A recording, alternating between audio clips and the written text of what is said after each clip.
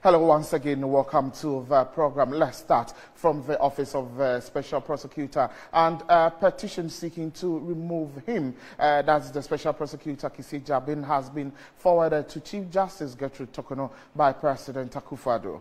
The petition submitted by former Special Prosecutor Martin Amidu calls for President Akufo Addo to remove Kissi Agyabeng from his position. The petition dated April 30, 2024 was sent to the President by former Special Prosecutor Martin Amidu and conveyed to Justice Gertrude Torkornoo on May 6, 2024. The petition alleges procurement breaches in the purchase of vehicles for the Office of the Special Prosecutor and accuses Kissi Agyabeng of misconduct involving judges and the administration of justice. Martin Amidu's petition includes allegations of violations of citizens' rights through arrests and detentions, breaches of the right to information, and proper appointments of personnel to the OSP. The impeachment process appears to be linked to a controversial press conference held by Kissi Agyabeng, during which he claimed that judges had conspired against him. Amidu argues that these remarks constitute abuse of judges and brings the judiciary into disrepute. This development follows reports that Special Prosecutor Kissi Agyabeng refused demands to resign, choosing instead to hold a press conference to express his frustrations with his role. Additionally, Martin Amidu assessed that the Special Prosecutor abused the rights of individuals such as Cecilia Dapa and Professor by arresting them. Let's still stay on this matter, and we are speaking to anti-graft campaigner Adam Senano, who is also the co-chair of Citizens Movement Against Corruption. Adam, a very good afternoon to you and welcome to the program. First of all, let me ask, if these reports turn out to be true, or if it is clarified and it turns out to be true, what would be your initial comment on this?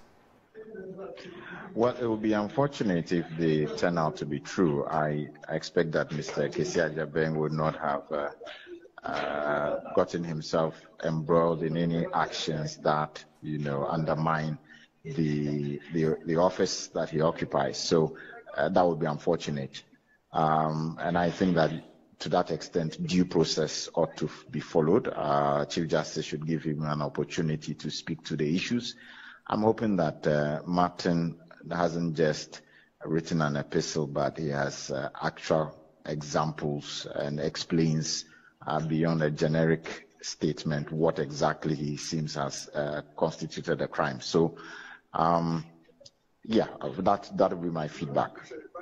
But in our quest to now fight corruption, and especially when most CSOs and then other stakeholders are calling on government to nip corruption in the bud, what would this, sidelining, if that is the word, or putting aside the special prosecutor or truncating his work, what would that mean to us as a country regarding the fight against corruption?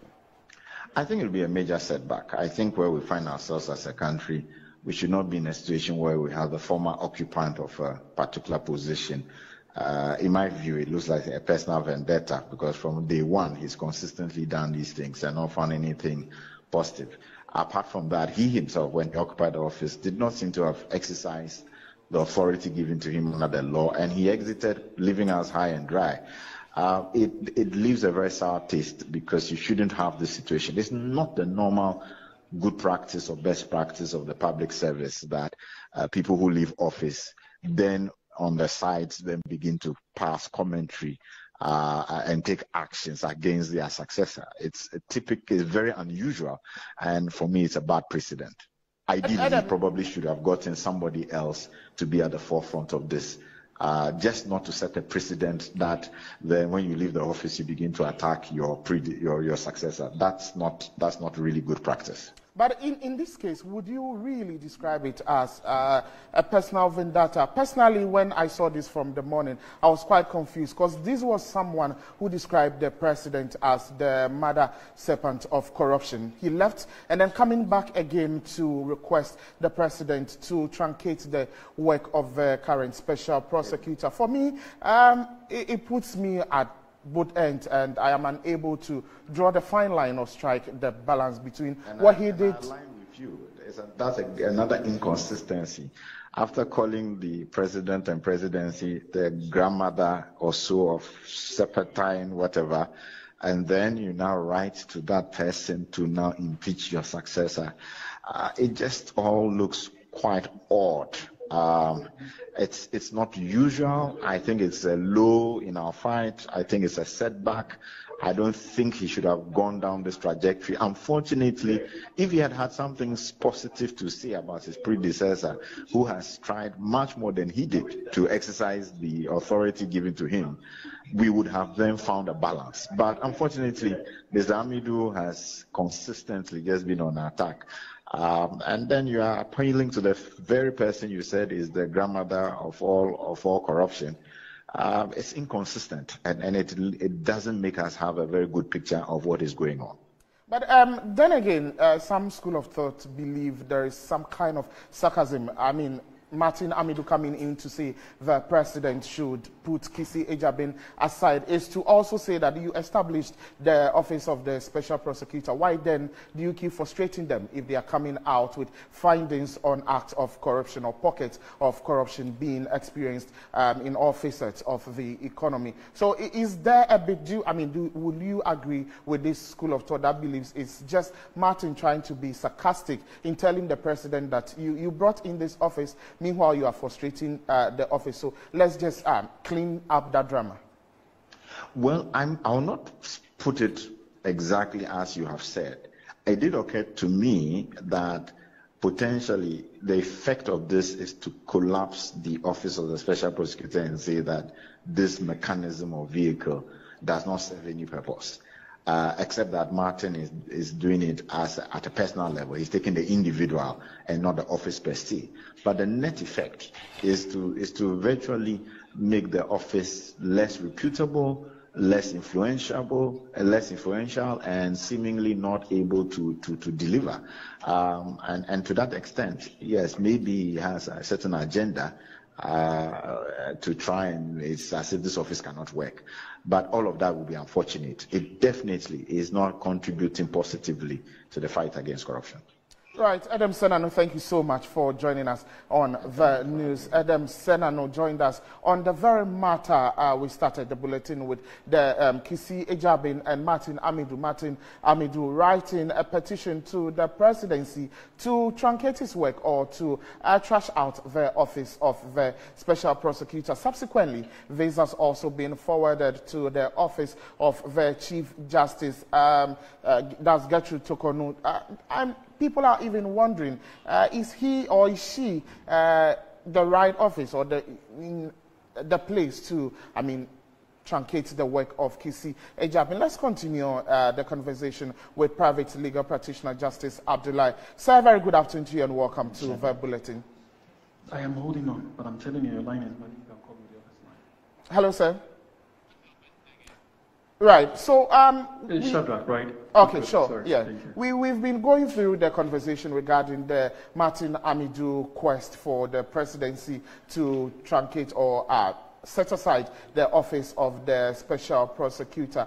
Can the special prosecutor really be set aside now as we are speaking? Indeed, any office holder can be removed at any point in time, and provided the due processes are followed and that no form of breaches are identified within in the quest to remove a person from office. And so yes, they can be removed, but we have to follow what the law says we should do. And if you've noticed, the law establishing the office of the special prosecutor and liken that office to the persons occupying the office of their Court of Appeal. And so, and because of that, their removal and appointment are quite similar. In fact, their emolument and removal are quite similar. I mean, not the same necessarily. But Justice Abdullah, not to cut you, but for the CJ and the Special Prosecutor, now that the matters are being forwarded to her office, can she take the Special Prosecutor out of office? Is she the right person? No, she cannot take the OSP out of office, because that's not how it works. And the law establishing the procedure for the removal, they are quite varied, but the one that has been invoked at this moment requires that the CJ establishes a prima facie case before he can take the next step. Establishing a prima facie case simply here means that the CJ would have to investigate the matter herself to determine whether or not there is indeed a case for the OSP to answer.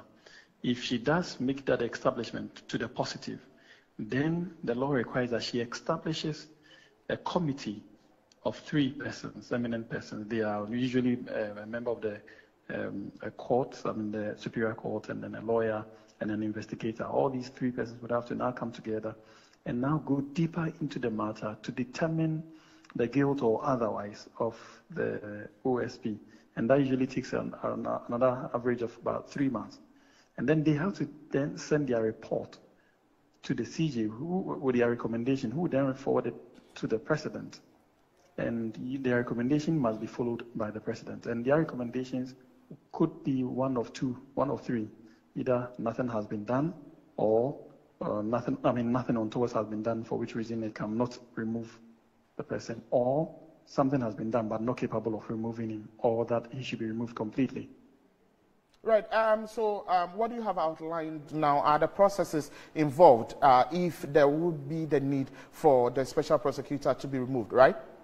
Yeah, exactly. So everything I've said so far is the process. So first, to establish a prima facie case.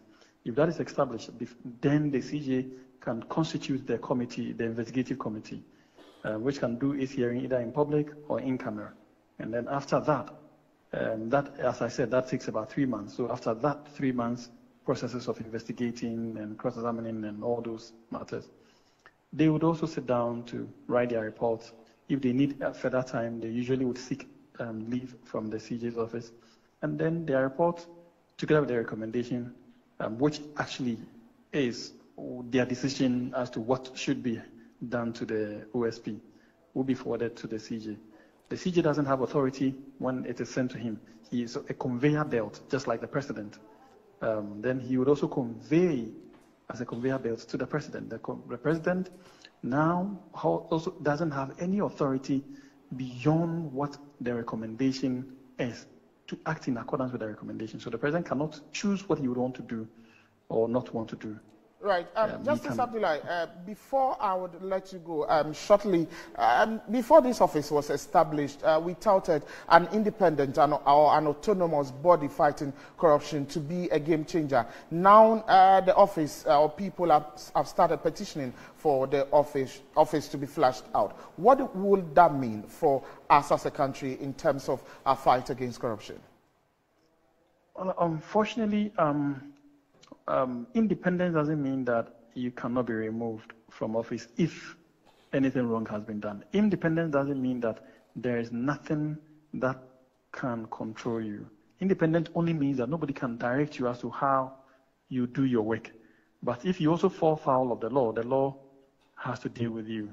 That is the extent to which your independence is.